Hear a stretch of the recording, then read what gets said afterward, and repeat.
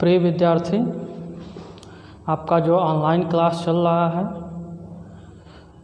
तो आशा है कि आप अच्छा से उसका उपयोग कर रहे हैं।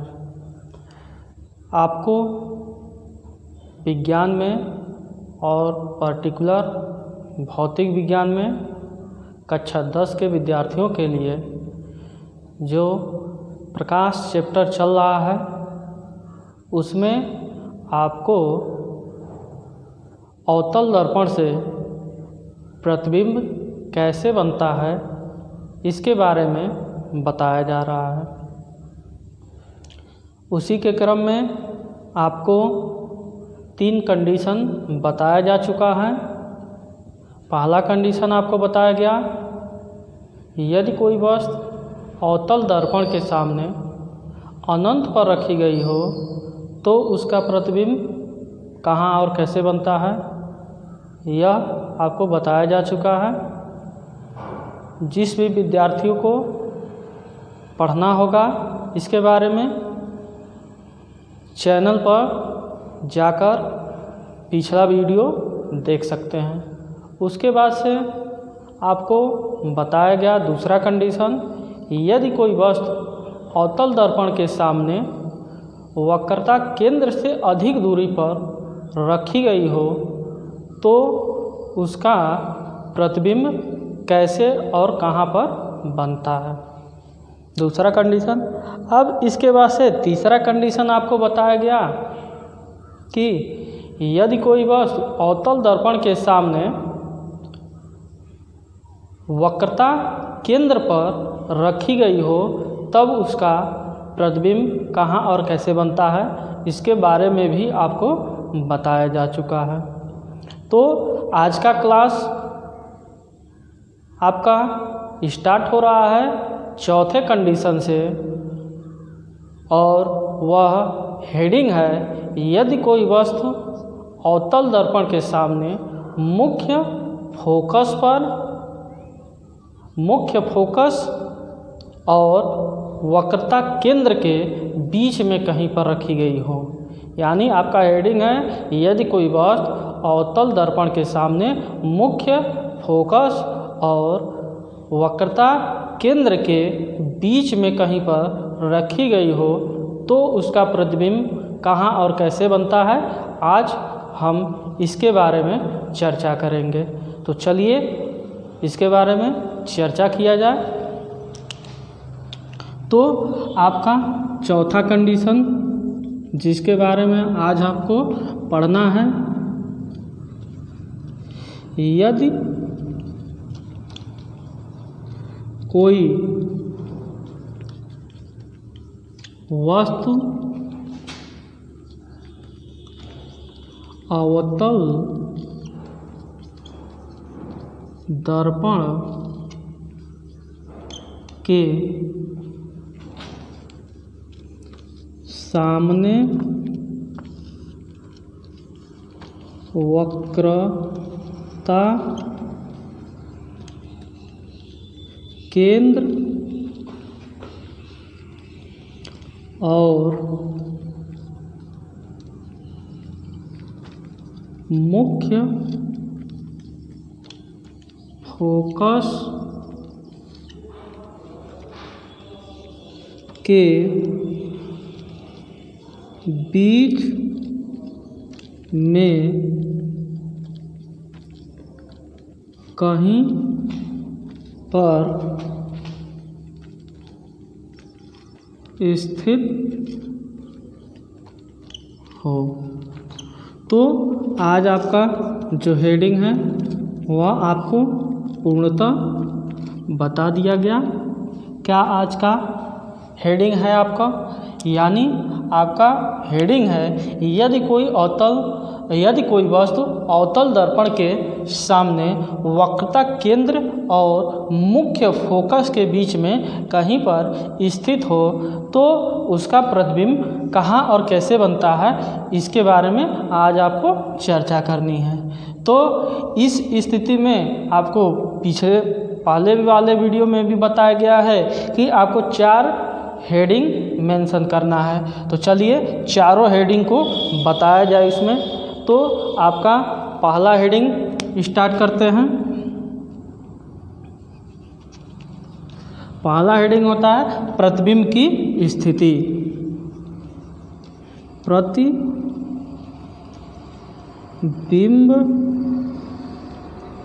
की स्थिति। तो प्रतिबिंब की स्थिति में आपको सबसे पहले तो चित्र यानी किरण आरेख के माध्यम से आपको चित्र बनाना है। तो सबसे पहले चलिए चित्र बनाया जाए। तो चित्र आपका यहाँ पर बनाया जाए। देखिए चित्र कैसे बनेगा। सबसे पहले कोई एक आप अवतल दर्पण M1 और M2 लेंगे। अब आपका इस पर मुख्य अक्ष लीजिए।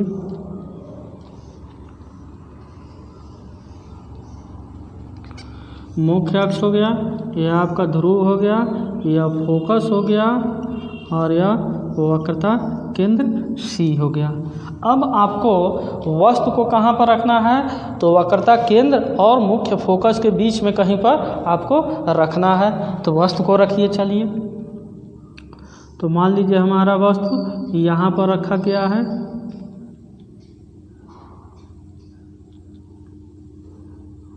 वस्तु आपने रखा जिसका नाम दिया A और B।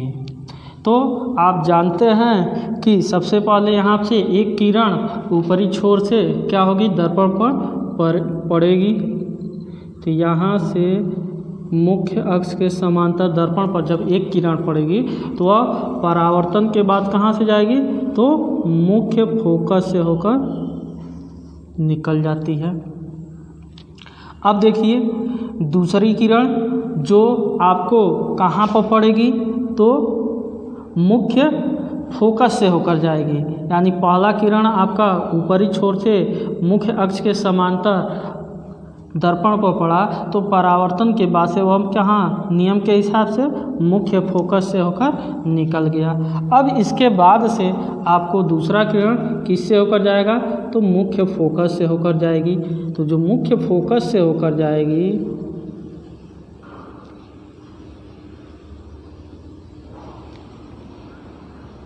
थोड़ा सा चित्र आपका डिस्टर्ब हो रहा है तो इसको देख लीजिए दोबारा।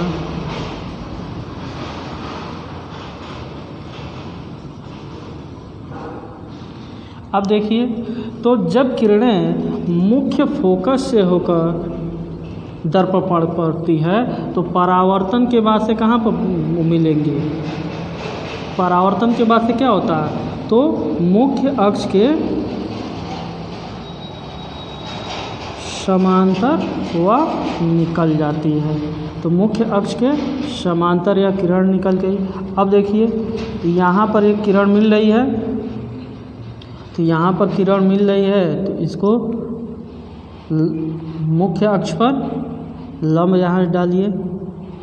तो यहाँ से मुख्य अक्ष पर लंब डालेंगे तो देखिए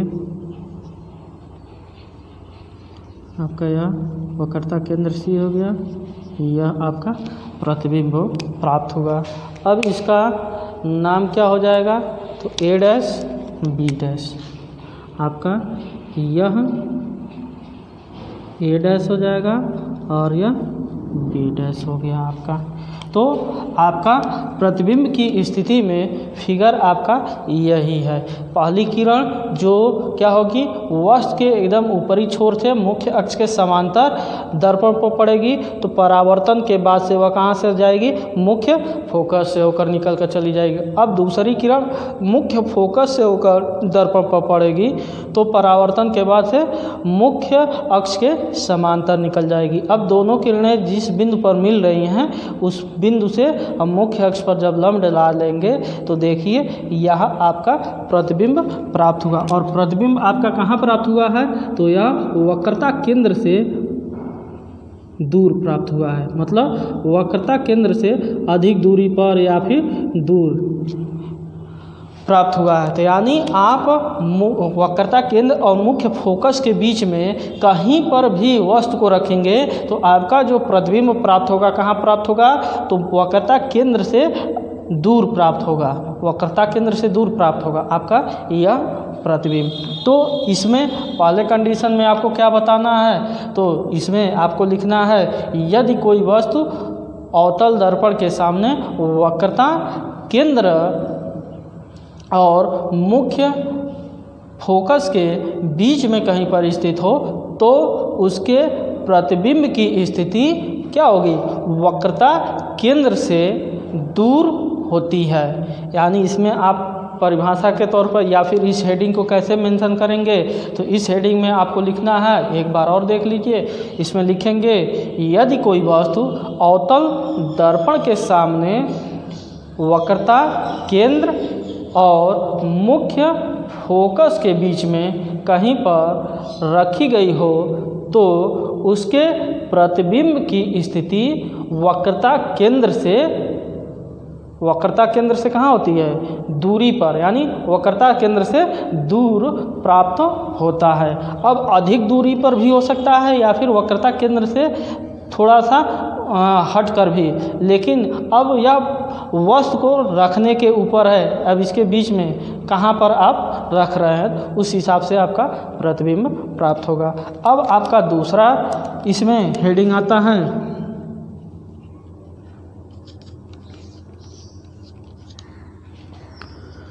प्रतिबिंब की प्रकृति।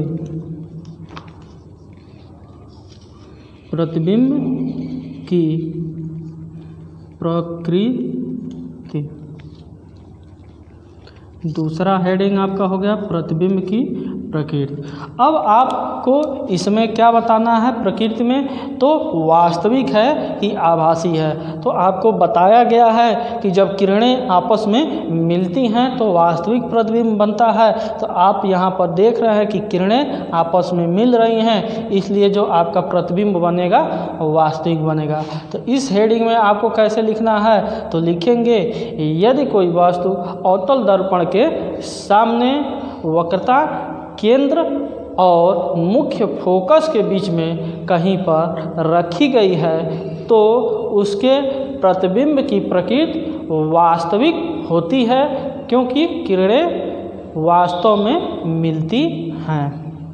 अब इसके बाद से आपका तीसरा जो हेडिंग है उसको देख लीजिए, इसमें कैसे लिखना है। तो तीसरा हेडिंग में क्या लिखा जाएगा, प्रतिबिंब का विन्यास होता है। प्रतिबिंब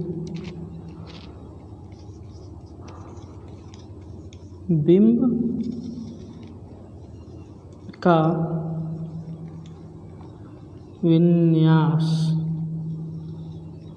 तो प्रतिबिंब का विन्यास में क्या बताया जाता है, तो प्रतिबिंब के विन्यास में आपको बताना रहता है कि जो वस्तु है उसका प्रतिबिंब सीधा बन रहा है कि उल्टा बन रहा है। तो आप देख रहे हैं कि जो वस्तु का प्रतिबिंब बन रहा है वह क्या हो रहा है, उल्टा प्राप्त हो रहा है। तो इसमें आपको क्या लिखना है, तो वही चीज़ लिखेंगे यदि कोई वस्तु अवतल दर्पण के सामने वक्रता केंद्र और मुख्य फोकस के बीच में कहीं पर रखी गई हो तो उसके प्रतिबिंब का विन्यास क्या होता है, उल्टा प्राप्त होता है। यानी उसके प्रतिबिंब का विन्यास उल्टा प्राप्त होता है।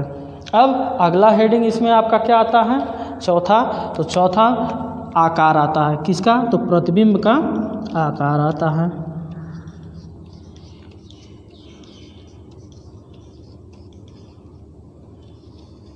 प्रतिबिंब का आकार।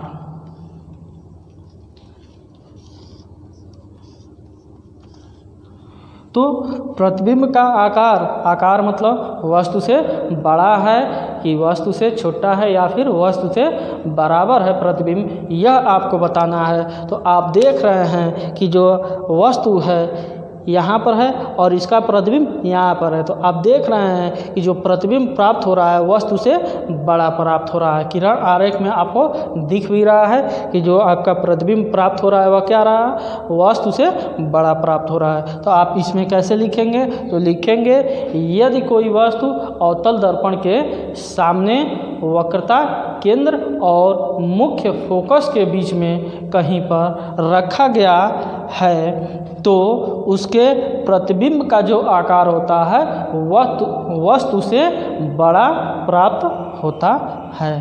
तो आपका यह चौथा कंडीशन था। इसके पहले 3 कंडीशन आपको बताए जा चुके हैं। जिनको भी अगर इन तीनों कंडीशनों के विषय में नहीं मालूम है वह पिछले वाले वीडियो में आप जाकर उसको पढ़ सकते हैं। इसके पहले आपको पूरा का पूरा विधिवत बताया जा चुका है।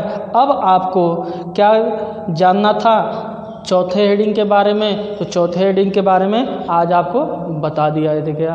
अब नेक्स्ट वीडियो में आपको 5वें कंडीशन के बारे में बताया जाएगा और वह कंडीशन अभी बता दे रहे हैं क्या है। तो उसका हेडिंग आपको रहेगा यदि कोई वस्तु अवतल दर्पण के सामने मुख्य फोकस पर रखी गई है तो उसका प्रतिबिंब कहाँ और कैसे प्राप्त होगा।